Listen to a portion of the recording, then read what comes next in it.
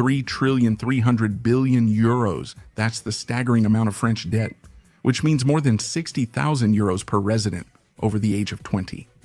It is indeed a figure that can make your head spin. Has France ever faced similar financial crises or gone bankrupt in the past? And above all, what can the country's history teach us about this? Today, I suggest we discover together in just a few minutes what is actually a long-standing French tradition, not repaying its debts.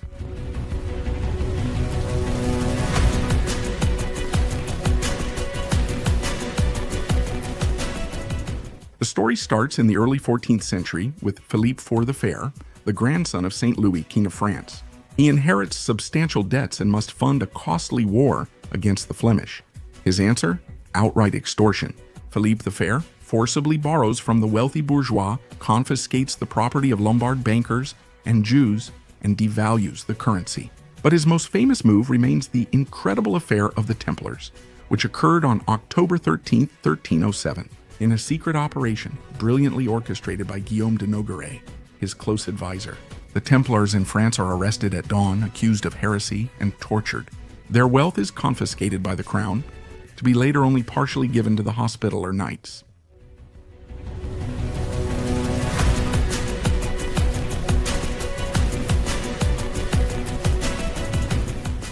After Philippe le Bel, bankruptcy becomes the French norm. Here are a few examples. During the Italian Wars, under Henri II, he borrows massively and does not pay what he had promised. The Wars of Religion. Henry IV and his minister Sully reduce interest rates and default on certain loans.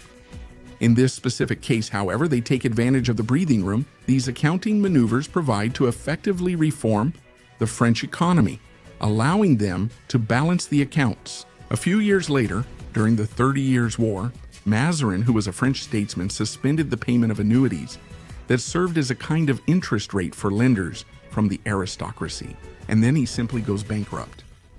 In 1710, Louis XIV's minister, after his long wars, devalued the currency and forcibly reduced annuities owed to creditors.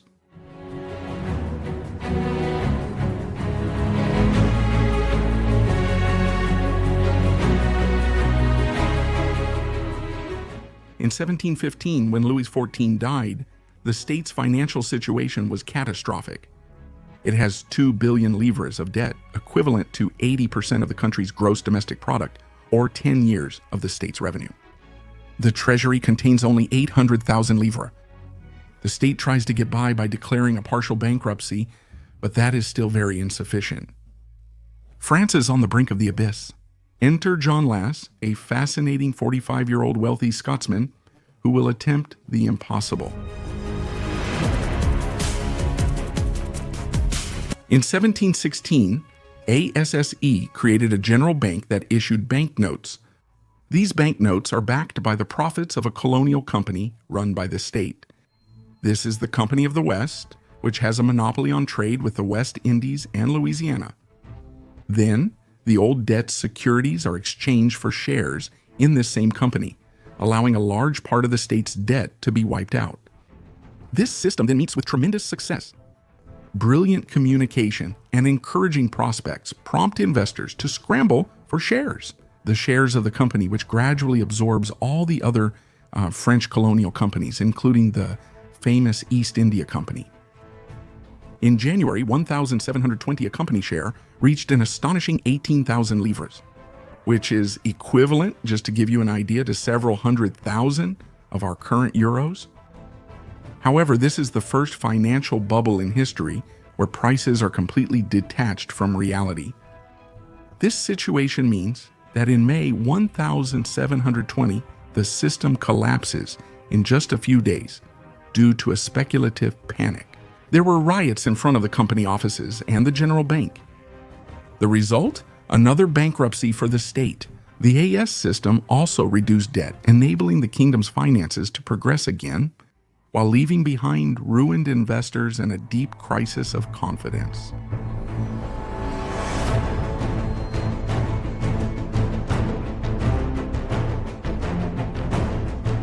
However, the French Revolution suffered the most dramatic bankruptcy.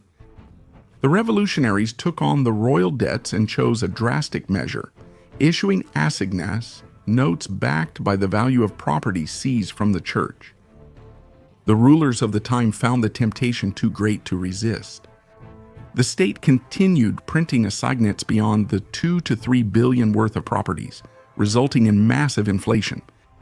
The consequence was between 1791 and 1797. The assignat lost almost 99.9% of its value, causing a new debt crisis in the country. Because of this, in September 1797, the Directory, which was the political regime in charge of the country at the time, declared a new bankruptcy, which is called the bankruptcy of the two-thirds. The state consolidates one-third of its debt while it plays a trick on the creditors for the remaining two-thirds by exchanging this debt for bonds whose value is tied to national assets. That is, all the property that was confiscated from the clergy, the crown, and certain aristocrats. To visualize the principle, imagine a former estate seized during the Revolution is worth 1,000 bonds. Well, if you have these bonds and you want to exchange them for the estate that the state owns, the state must give it to you in exchange for these bonds. However, in practice, the remaining debt was held by small creditors who didn't have 1,000 bonds, but rather just a few units. So far from being able to exchange the gold bond for a good, the final blow came the following year, when the state implemented a law stating that only gold and silver coins would be accepted to acquire these same national assets, definitively bearing the value of the bonds. Although diverted in a not-so-subtle way, this was truly a bankruptcy. Creditors lose everything, while the state regains budgetary balance at the cost of its public credibility.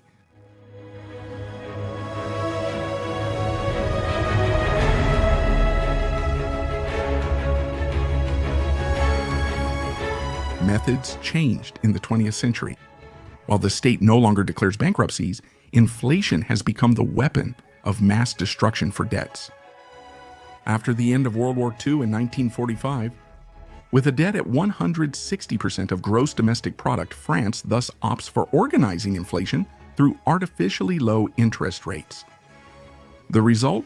French citizens repay the state's debt by, and I quote here the historian who specializes in the subject, Patrice Bobeau, reducing their consumption and ruining their savings. However, the 30 glorious years allow for a rebalancing, with the state's debt equivalent to only 18% of its gross domestic product in 1968. But in 1981, everything changed.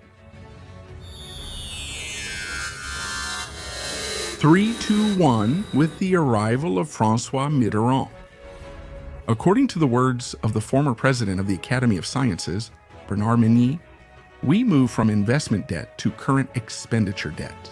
We no longer borrow to invest in the future, but rather to satisfy demands and to support or even artificially maintain a part of the country's economy.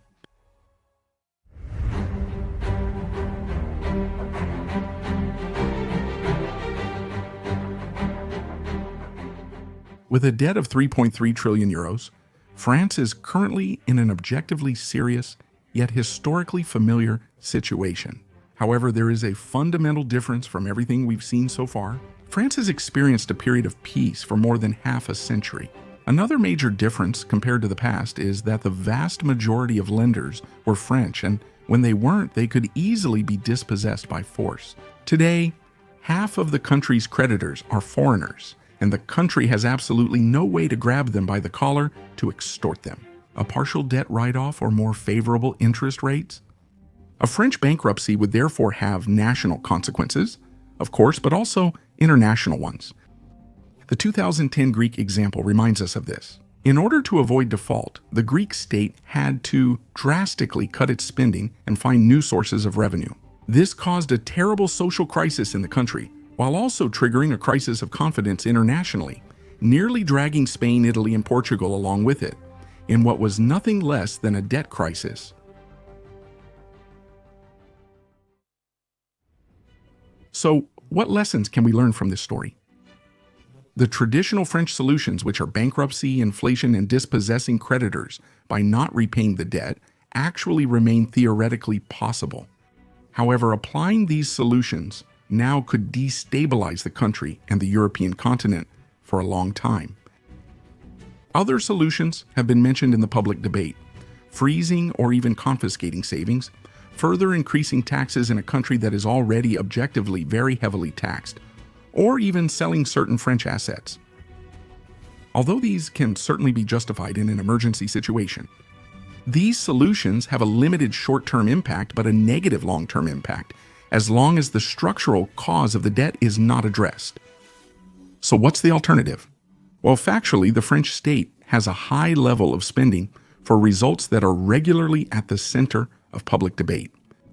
While the annual growth of the French economy, which is at the heart of the state's revenues, has fallen back to its pre-industrial level. These two factors must therefore necessarily be at the heart of any strategy that aims to sustainably solve this problem. History thus teaches us a fundamental lesson. A state can very well dispossess its creditors once, twice, or even 10 times, but each bankruptcy leads to a lasting loss of stability, prosperity, and credibility for the country concerned. And in a globalized world, these three factors are the pillars on which a country relies to remain master of its own destiny. France has survived centuries of bankruptcy, but will it be able to choose another path? Well, history will tell us. And you, what is your opinion on this subject? Tell us in the comments, and if you enjoyed this documentary, share it and subscribe for more historical content. See you soon.